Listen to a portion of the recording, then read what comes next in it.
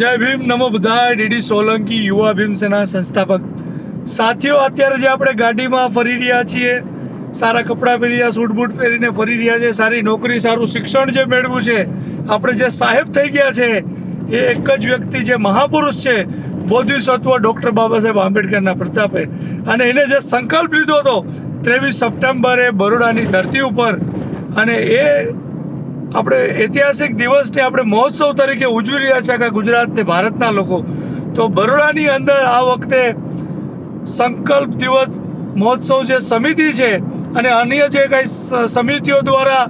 જે ઉજવવામાં આવી રહ્યો છે, તો આ સમિતિને આપણે સહયોગ કરીએ, તન મન ધનથી સહયોગ કરવો જોઈએ। હું પણ કરવાનો છું, અને હું પણ મારા સંગઠન સાથે આખા ગુજરાતભરમાં જે અમારું સંગઠન છે એ તમામને આહ્વાન કરું છું, સાથે સમાજના લોકોને આહ્વાન કરું છું જે દેશના સંવિધાનને માને છે, જે ડૉક્ટર બાબા સાહેબ આંબેડકરની લોકશાહીની જે કાંઈ બહુજન વિચારધારાની જે કાંઈ વિચારધારામાં માને છે, તમામ લોકો બહોળીથી બહોળી સંખ્યામાં ઉપસ્થિત રહેશે। સાથે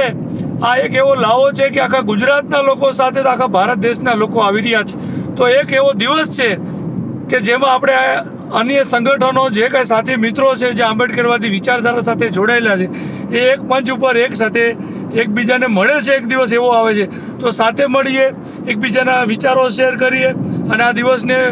વધુમાં વધુ યાદગારને આપણે